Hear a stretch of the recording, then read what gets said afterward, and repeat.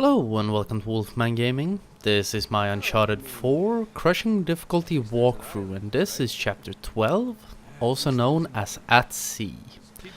And this chapter is completely devoid of combat. And the first thing I want to address is that there are chances to unlock two little trophies in this chapter. One of them can be found on the left side of that big island. You see a little island over on the left side of the screen with a mast sticking up. If you go over there with your boat and swim around in the little pool there around the ship, you will get the trophy Marco Polo Returns. I think Nate will go into the animation of saying Marco and trying to get Sam to tag along. I can't really remember what happens, but if you swim around there for a little while, you will get that trophy. And also in this chapter you can get a trophy called On Purpose, or something like that. And you get that for getting 3 dolphins to follow your boat around. And I think the easiest way to do it is just drive around outside these islands.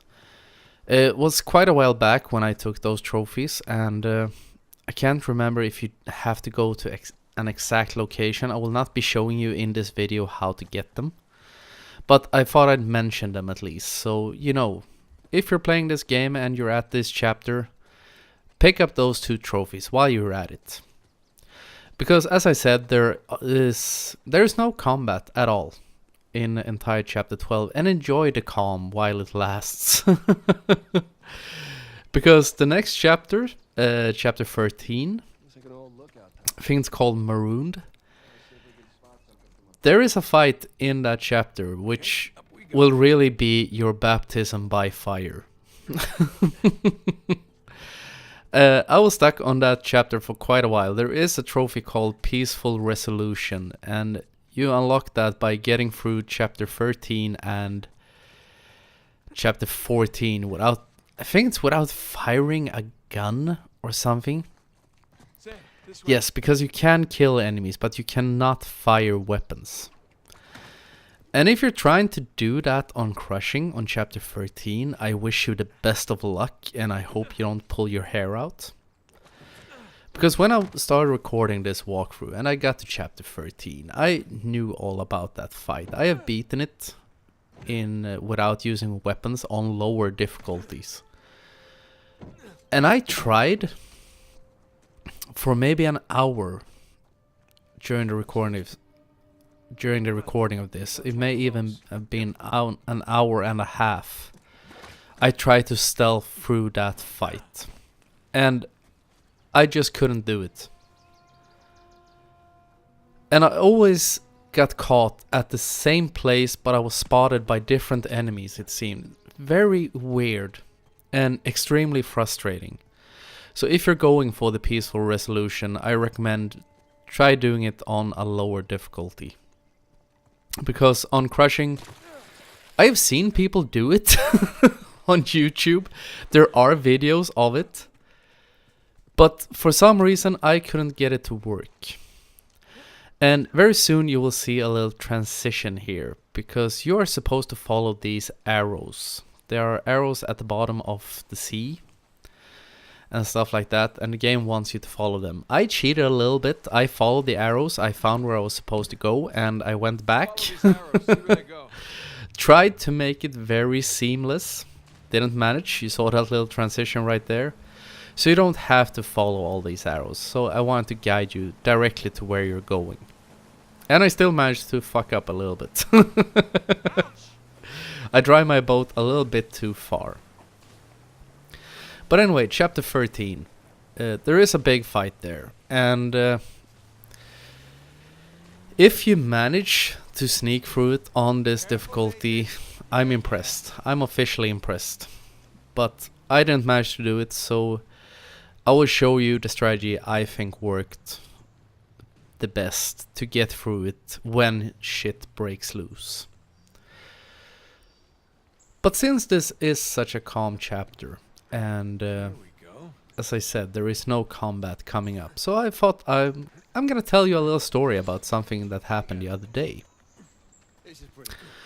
Because I mentioned in my last video that I've started recording walkthroughs for the Metro Redux games.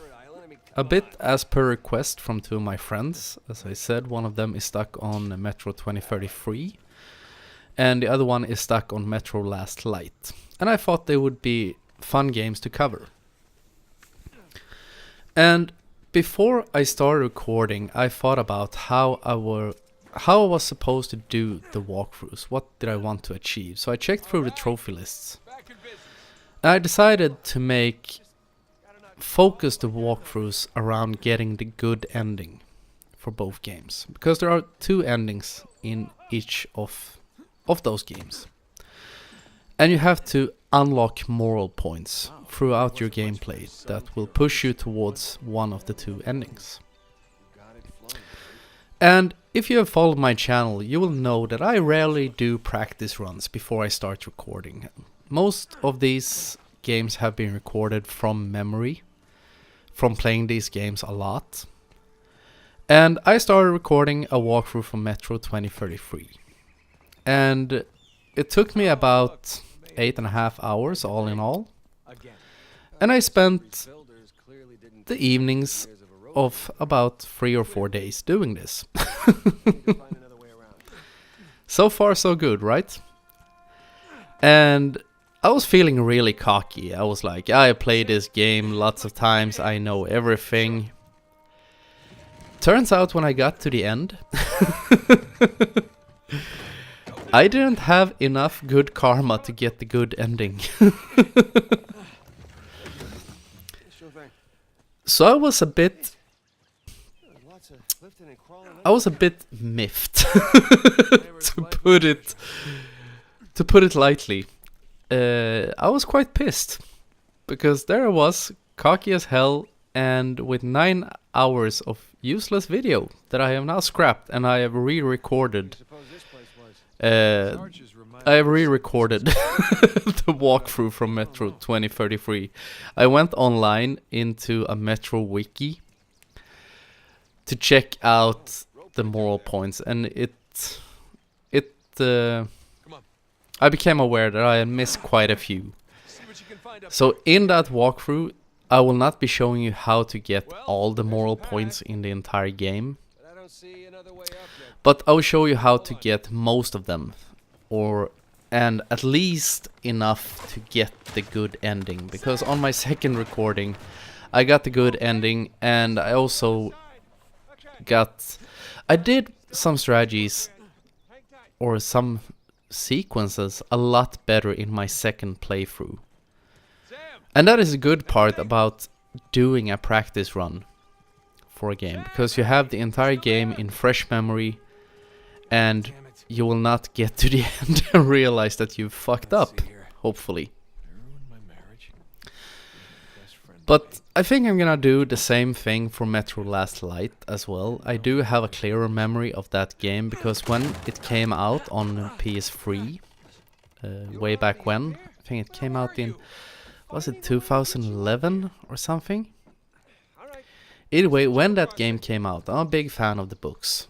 So I played the shit out of that game when it came out. Oh my god, I got so hooked on it. And I think Last Light is a much better game than 2033. From what I've been told, they improved 2033 a lot in the Redux version. I have never played the original, so I don't know, but a lot of people talked about how unforgiving the original was and how clunky it was and bad menus and whatever. But they really shaped up for Metro Last Light, and they really did it for both games in the Redux version. But while we're talking about Redux versions and stuff like that, on Twitter, I think it was yesterday or the day before yesterday, I wrote a tweet about how I read an article. I can't remember who wrote it, but it was a link from the Swedish Game Reactor app, that the remastered version of Dark Souls will look better on Nintendo Switch than the original did on PS3 and Xbox 360. And if you read that tweet, you know that I said that it's a remaster, it's supposed to do that. And that's the thing about remasters. I think it's kind of obvious, and apparently it looks better if the console is docked. Apparently, or from what I can remember from the article, it is higher resolution when it's docked and linked to your TV. And maybe it's taken down a little bit in when you're playing it as a handheld. I don't own a Switch myself. I have plans on buying one when there are more games out there that I want to play. But I will never ever do a walkthrough of a Nintendo game. I have explained this in one of my previous videos. I think it was in one of the Dishonored videos. Because Nintendo apparently has a tendency to demand royalties from content creators. If your video spreads and gets lots of views and you earn some money from it, they may want up to, I think it's 60% of the money you made of that video. Not accounting the fact that they have just gotten a lot of free PR for their games. But they are money grabbing. What can I say? But that is not what I was gonna talk about.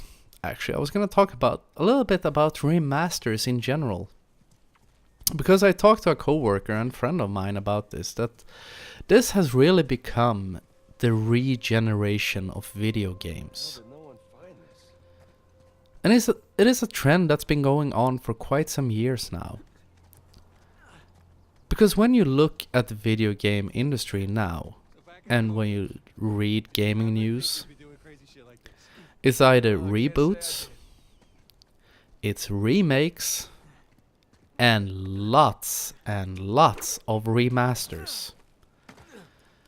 And I'm not gonna complain about it, actually, because most of the games on that I have covered on my channel are remastered versions of previous games, and it is a good thing in a sense that not everyone hoards consoles.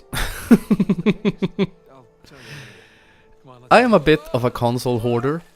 The oldest console I have is my Super Nintendo that I got when I was like 10 or 12 or something like that, and I have never gotten rid of a console after that.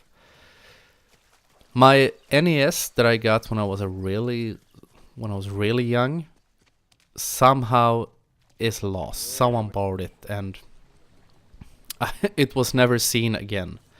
Have no idea where it went. But anyway, there are a lot of remasters, and I think in a sense it's a good thing. Because not everyone has a chance to play old games, because they may not have the system when it was initially released and stuff like that. But I think somewhere you have to draw the limit. And I'm wondering a bit why it's all remasters nowadays almost. Has the video game development, have they run out of ideas?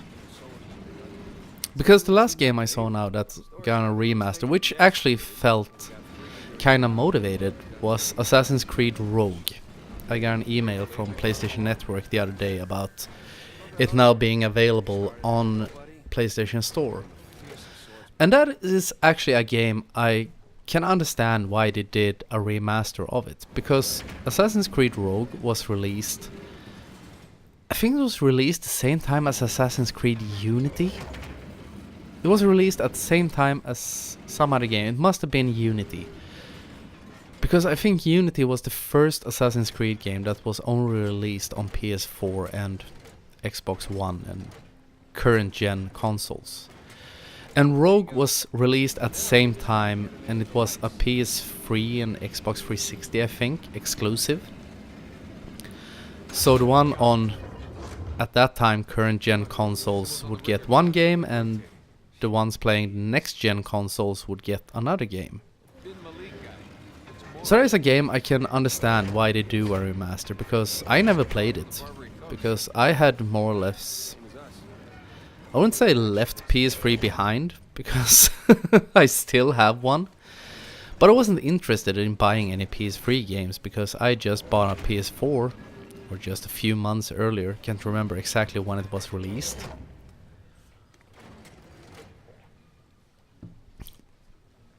But, and also, I think some games that I want to have remastered will never get a remaster.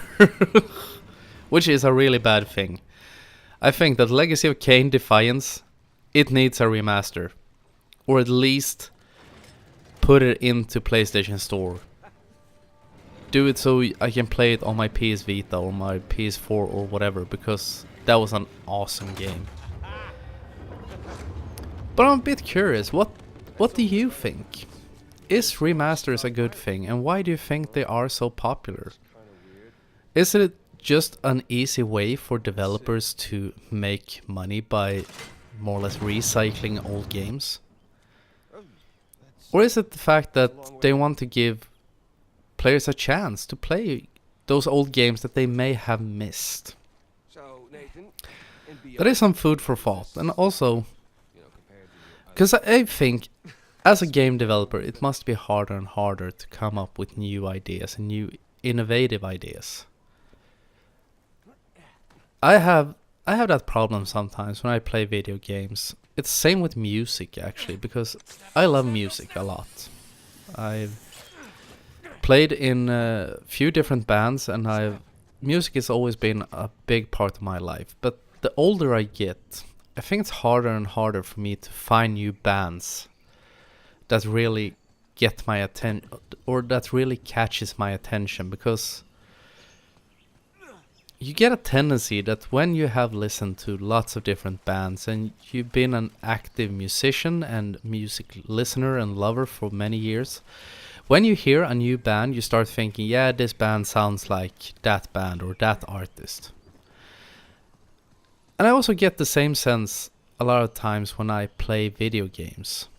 For example, I think I mentioned this before when I tried Horizon Zero Dawn, which a few friends of mine talked about, and it said, oh, it's the most amazing game in years.